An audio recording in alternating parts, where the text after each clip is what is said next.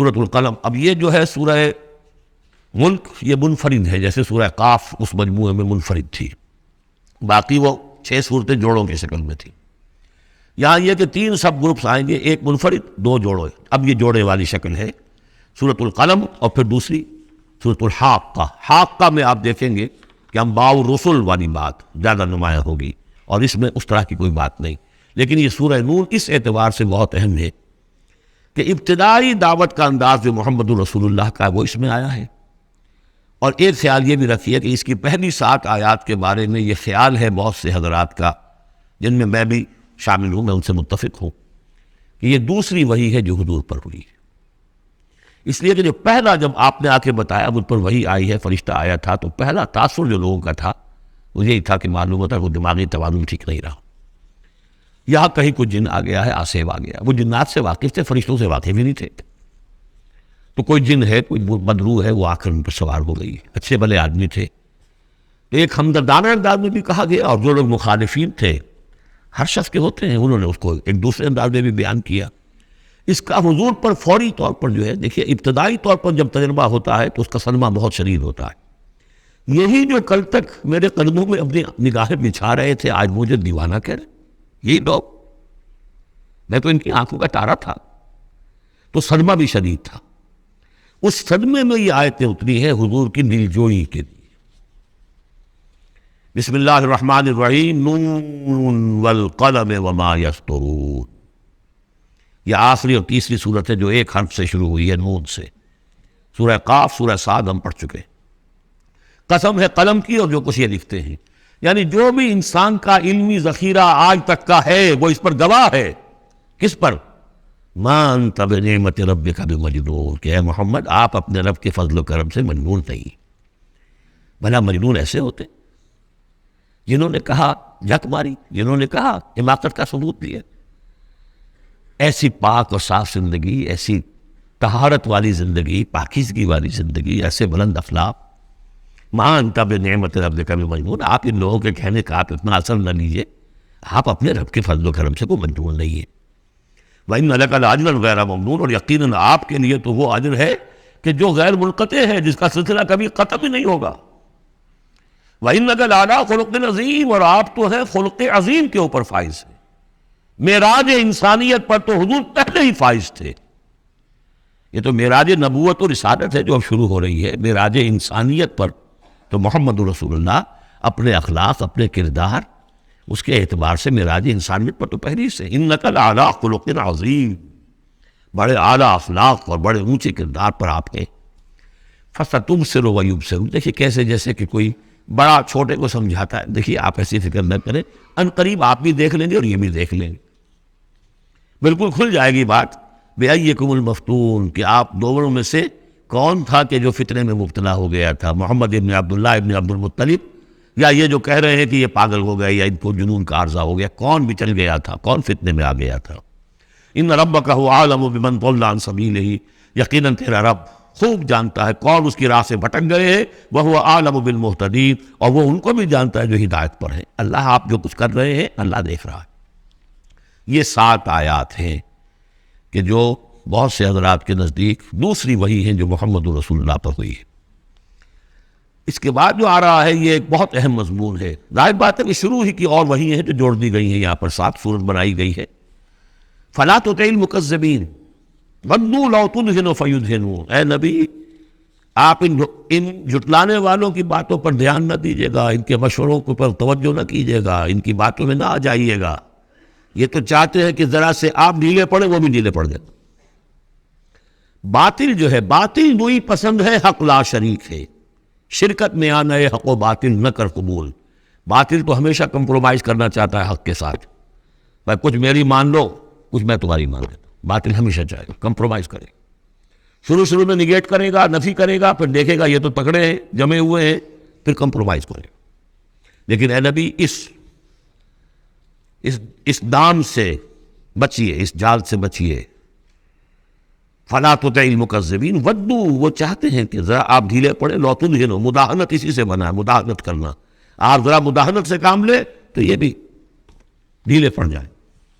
وَلَا تُطِعْ كُلَّ حَلَّافٍ مَّهِينٍ، اب یہ خاص طور پر بعض یوں سمجھیے لوگ تھے، ولید بن مغیرہ بھی، اس کی قبیل کے کچھ اور لوگ بھی تھے، ہم یہ نہیں کہہ سکتے کہ یہ پرٹیکولرلی کس کے بارے میں ہے، زیادہ خیال ولید بن مغیرہ کے بارے میں ہے، اور یہ بڑے سخت الفاظ اب آ رہے ہیں۔ وَلَا تُطِعْ كُلَّ حَلَّافٍ مَّہِینٍ، مت مانیے اس کی بات جو بہت قسمیں کھانے والا ہے لیکن بہت ہی گھٹیا آدمی ہے۔ مہین، جو آدمی گھٹیا ہوتا ہے وہ در حقیقت پھر اپنی بات میں وزن پیدا کرتا ہے، اپنی شخصیت کی کا جو ہلکا پن ہے اس کو کمپنسیٹ کرتا ہے قسمیں کھا کھا کے۔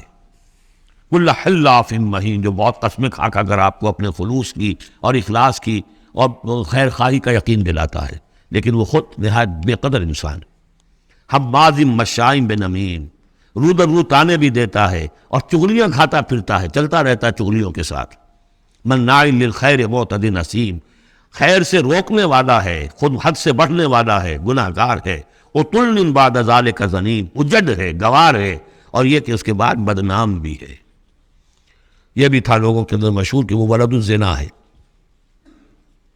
ان کان ذا مال و بنین، صرف اس گھمنڈ کی بنیاد پر کہ ہم نے اسے مال بھی دے رکھا ہے، مالدار ہے اور بیٹوں والا ہے۔ بیٹے تو کیسے کیسے اللہ نے دیے تھے، خالد بن ولید اسی کا بیٹا ہے، سیف من سیوف اللہ، ولید بن مغیرہ۔ ان کان ذا مال و بنین اذا تتلی علیہ آیاتنا قال اساطیر الاولین، جب اسے ہماری آیات پڑھ کے سنائی جاتی کہتا یہ تو سب پرانی باتیں چلی آ رہی ہیں، ڈھکوسلے ہیں، یہ انہی کے قصے ہیں، پرانی نقلیں ہیں ان کی۔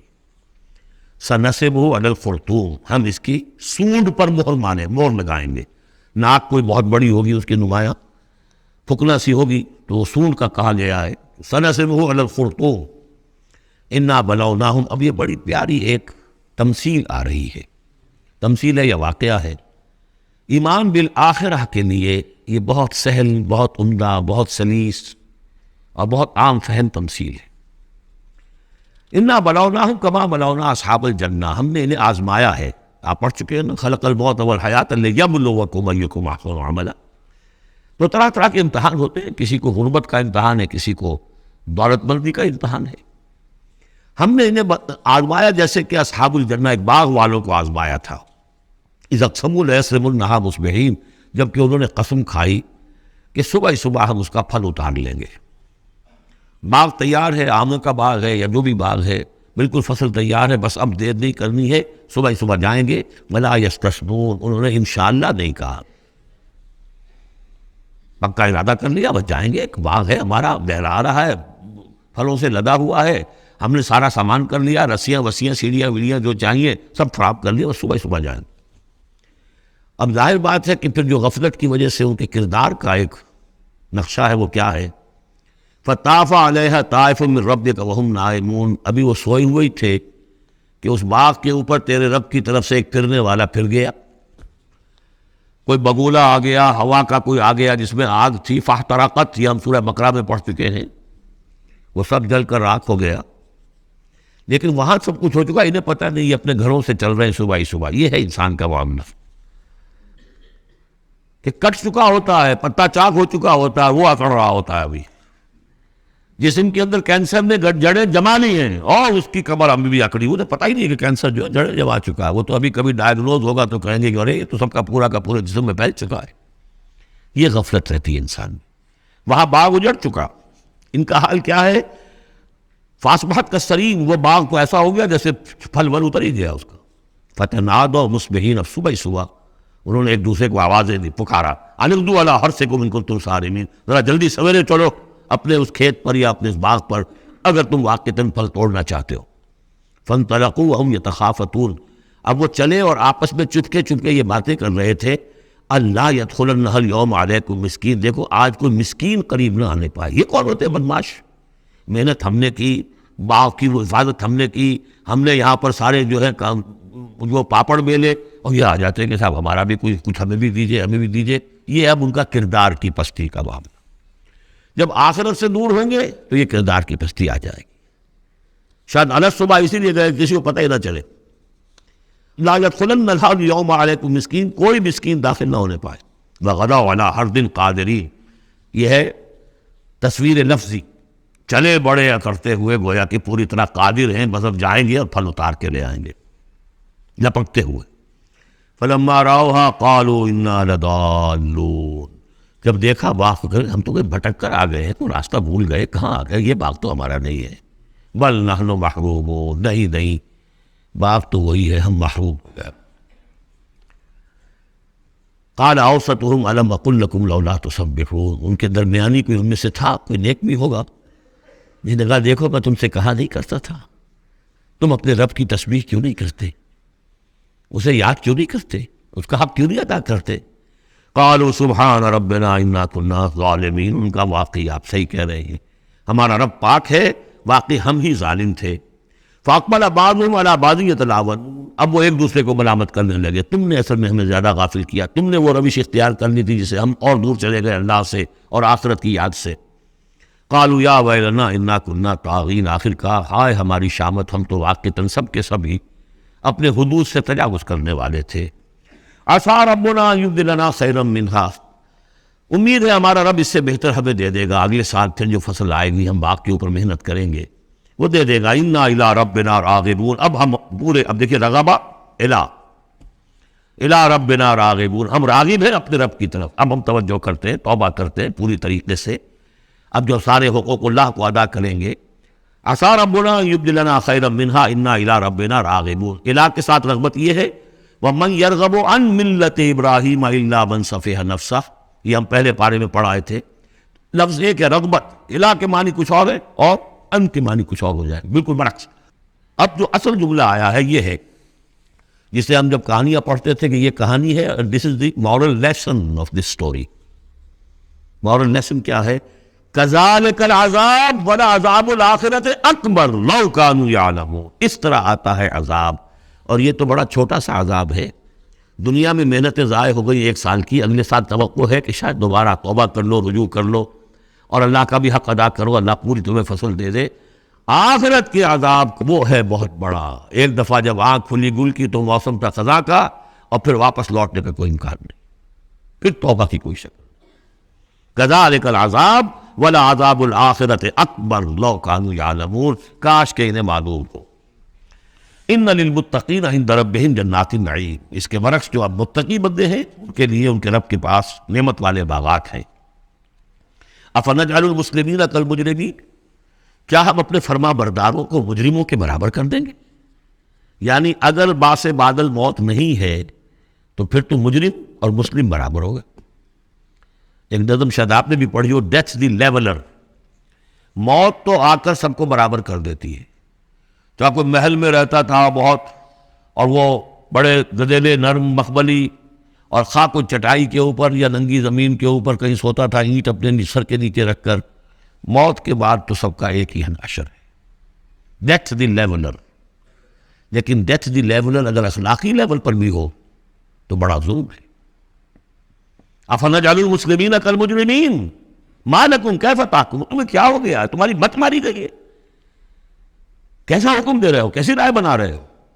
دنیا میں کوئی حکومت ہوتی ہے جو اپنے باغیوں کو اور وفاداروں کو برابر رکھے؟ افنجعل المسلمین کالمجرمین ما لکم کیف تحکمون ام لکم کتاب فیہ تدرسون، کیا تمہارے پاس کوئی کتاب ہے جس میں تم نے پڑھا ہو کہ کوئی آخرت و آخرت نہیں ہے؟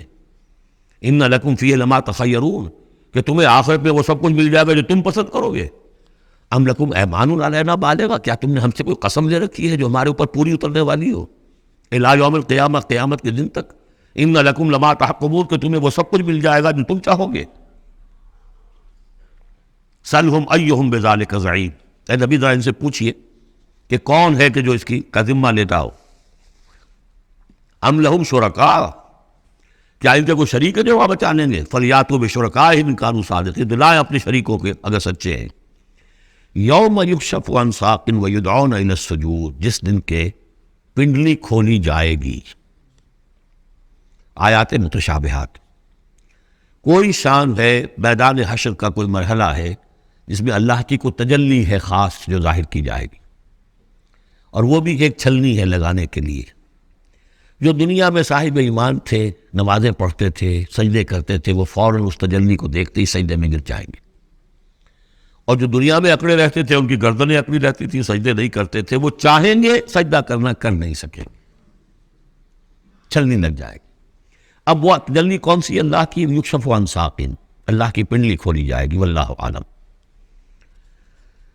وَيُدْعَوْنَ إِلَى السُّجُودِ، اور پکارا جائے گا سجدہ کرو اللہ کو، فَلَا يَسْتَطِيعُونَ، یہ سجدہ نہیں کر سکیں گے۔ خاشعۃ ابصارہم، ان کی نگاہیں زمین میں گڑی رہ جائیں گی۔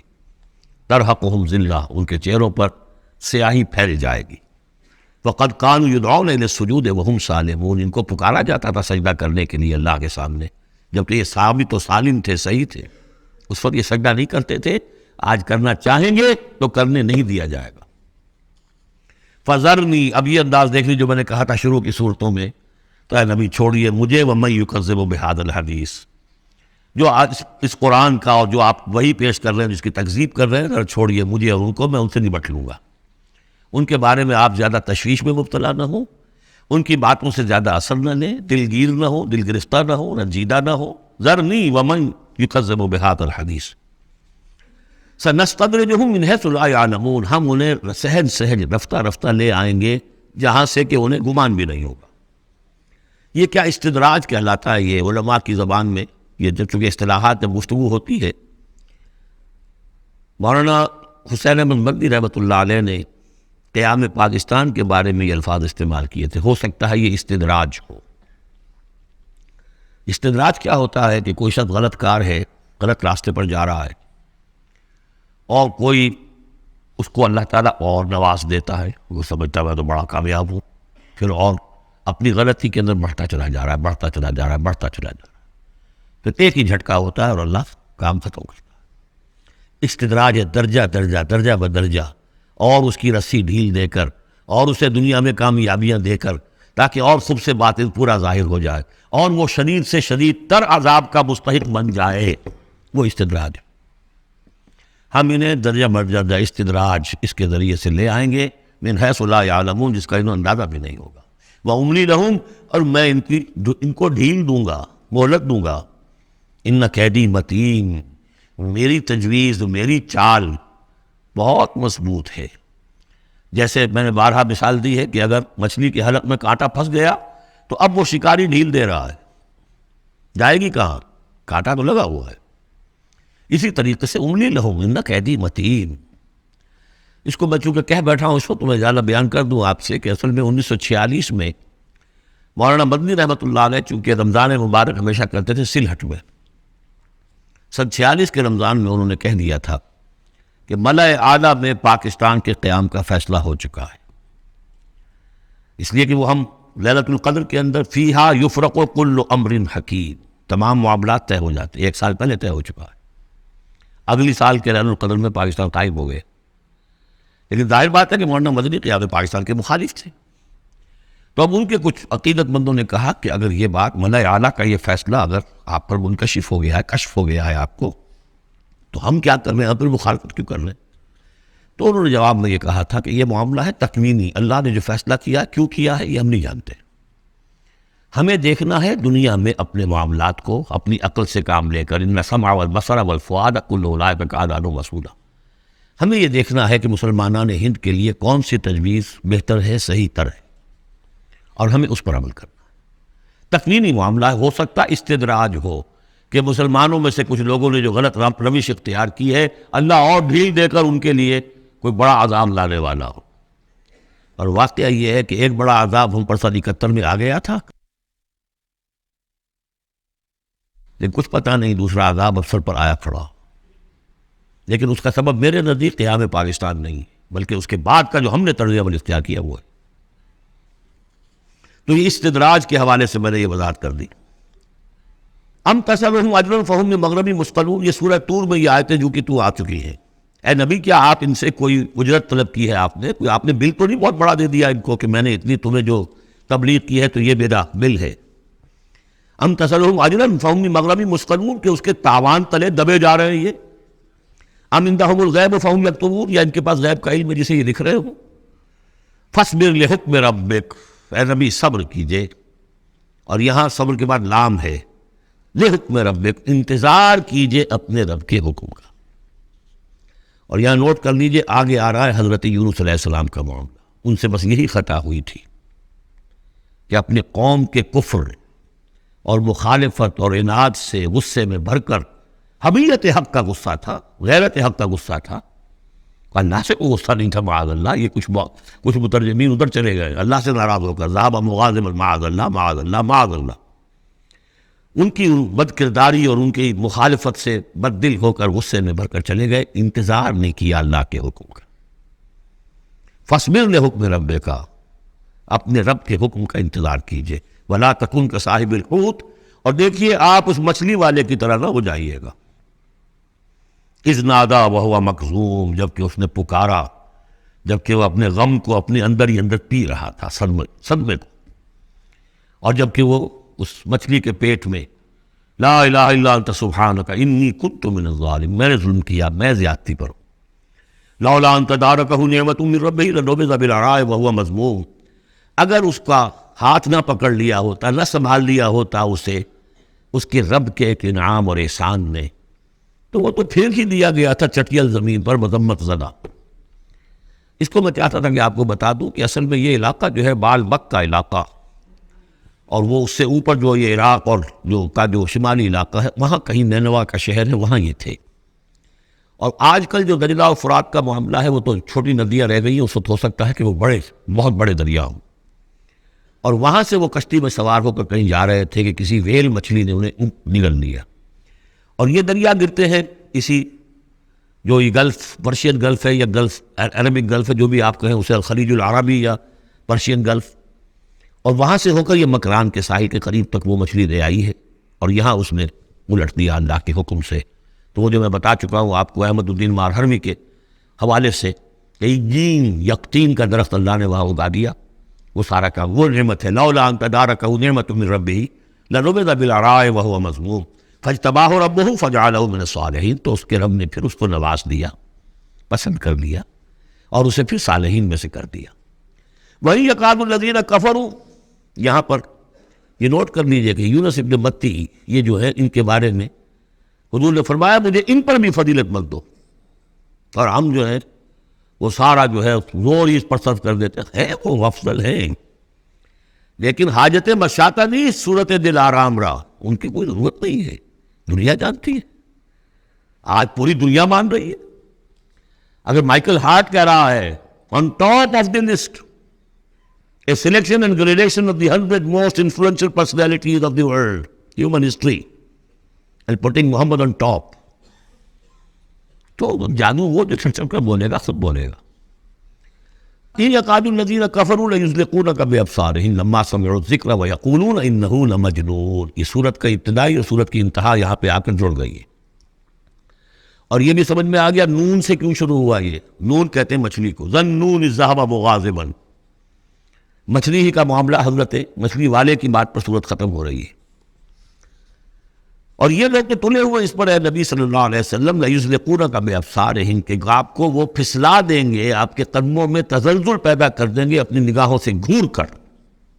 لما سمعوا الذکر، جب یہ سنتے ہیں، جب آپ اللہ کا کلام انہیں سناتے ہیں تو ایسے گھورتے ہیں. اور یہ بھی آتا ہے کہ اس کے لیے باقاعدہ انہوں نے یہ عاملین جو ہوتے ہیں جو اپنی وہ جو قوت ارادی کو مجتمع کر لیتے ہیں اپنی آنکھوں میں، وہ مشق کرتے ہیں، اس کے ایکسرسائزز ہیں کہ پھر وہ کسی کو دیکھتے ہیں تو وہ آنکھوں کی تاب نہیں لا سکتا، ان کے کوئی شخص آنکھیں چار نہیں کر سکتا ان سے. تو ان کو بھی بلا کر جو ہے باقاعدہ حضور کے اوپر ان کی یہ جو ہے وہ کوشش کی گئی کہ اسی کے ذریعے سے حضور، اصل بات تو یہ تھی کہ حضور کی جو قوت ارادی ہے اسے کسی طرح کل کر دیا جائے کہ وہ چھوڑ بیٹھے اس کام کو. بس اس کے لیے سارے حربے انہوں نے آزمائے.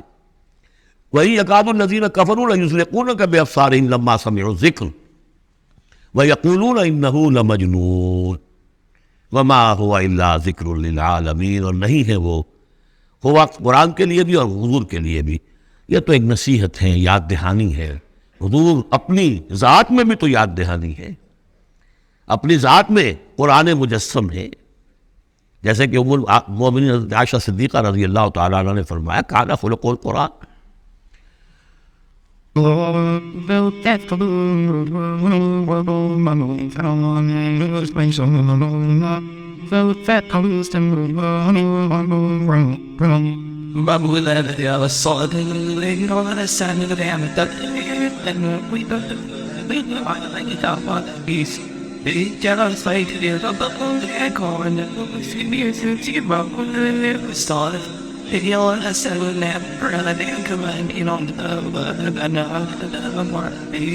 Be gentle like the button.